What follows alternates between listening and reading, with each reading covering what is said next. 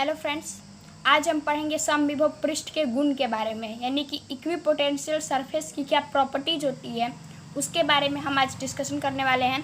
तो चलिए स्टार्ट करते हैं।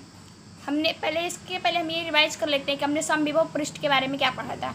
हमने पढ़ा था कि कोई एक आवेश है, मान लीजिए क्यू, और उसके जो चारों ओर का क्षेत्र है इसे हम कहते हैं क्या, विद्युत क्षेत्र। ये जो क्षेत्र ये जो पृष्ठ है वो कैसा पृष्ठ है, ये समविभव पृष्ठ है।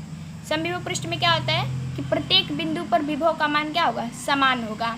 ऐसा पृष्ठ जिसके प्रत्येक बिंदु पर विभव का मान समान होता है उसे हम कहते हैं समविभव पृष्ठ, इक्विपोटेंशियल सरफेस। तो इसमें क्या होगा, मान लीजिए कोई बिंदु ए है और यहाँ पे कोई बिंदु बी है। बिंदु ए पर कोई आवेश है क्यू नॉट। अगर ये जो पृष्ठ है, अगर ये समविभव पृष्ठ है तो बिंदु ए पर जो विभव का मान होगा वही विभव का मान बिंदु बी पर भी होगा, क्योंकि समविभव पृष्ठ में प्रत्येक बिंदु पर विभव का मान समान होता है। इसलिए जब हम आवेश क्यू नॉट को बिंदु ए से बिंदु बी तक ले जाएंगे तो जो हमारा कार्य होगा वो क्या होगा, शून्य होगा। जो हमारा कार्य होगा क्या होगा, शून्य होगा। इसको आप ऐसे भी समझ सकते हैं, हमने क्या पढ़ रखा है, हमने बोर का मॉडल पढ़ रखा है। बोर के मॉडल में क्या होता था कि परमाणु का मान लीजिए कोई नाभिक है, परमाणु के नाभिक में क्या होता है, प्रोटॉन प्लस न्यूट्रॉन, और इसके बाहरी कक्षाओं में इलेक्ट्रॉन चक्कर लगाते हैं। ये बाहरी कक्षाएं हो गई और इसमें ये बाहरी कक्षाएं हो गई और इसमें इलेक्ट्रॉन जो है हमारे चक्कर लगा रहे हैं। आप देख सकते हैं, मान लीजिए कि इलेक्ट्रॉन ही चक्कर लगा रहे हैं।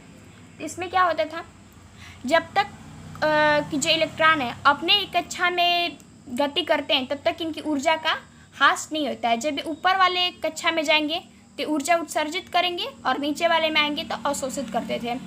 लेकिन जब तक ये अपनी ही कक्षा में रहते थे इनकी ऊर्जा का ह्रास नहीं होता था, अपनी कक्षा में लगातार घूमते रहते थे। उसी प्रकार जब इन दोनों पर विभव का मान समान है, यानी कि इनका ऊर्जा का ह्रास, इनका जो ऊर्जा, इन दोनों पर विभव का मान समान है, इसलिए यहाँ इन्होंने कार्य नहीं किया, इनकी ऊर्जा का ह्रास नहीं हुआ, यानी कि इनके द्वारा कोई भी कार्य नहीं किया गया। इसलिए हमारा जो कार्य होगा वो क्या होगा, जीरो हो जाएगा। और हमने विभवांतर में के सूत्र में हमने पढ़ रखा है कि VA माइनस VB बराबर W अपॉन क्यू नॉट। जब हमारा W ही जीरो है तो यानी विभवांतर भी हमारा क्या हो जाएगा, जीरो हो जाएगा। विभवांतर भी हमारा जीरो हो जाएगा।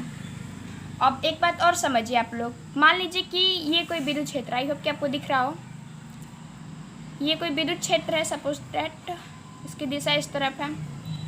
तो यहाँ पर अगर हम कोई समविभव पृष्ठ लेते हैं तो विद्युत क्षेत्र की दिशा समविभव पृष्ठ के हमेशा लंबवत होती है। विद्युत क्षेत्र की दिशा हमेशा किस दिशा में होगा, विद्युत क्षेत्र वो हमेशा समविभव पृष्ठ के लंबवत होगा।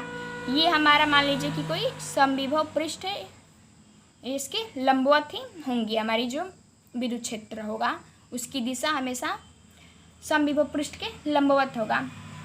एक बात और समझिए आप, मान लीजिए कि ये विद्युत क्षेत्र इस तरह गुजर रहा है और ये समविभव पृष्ठ है। अगर हम कोई एक और समविभव पृष्ठ इसी पे हम ले लें, जैसे कट कर रहा हो, तो इसके लिए, इस पहले वाले समविभव पृष्ठ के लिए V का मान हमारा अलग होगा, विभव का मान अलग होगा, और इस दूसरे वाले समविभव पृष्ठ के लिए भी V का मान हमारा अलग होगा। यानी एक ही बिंदु पर हमारा V के यानी विभव के दो अलग अलग मान आएंगे, जो कि पॉसिबल नहीं है।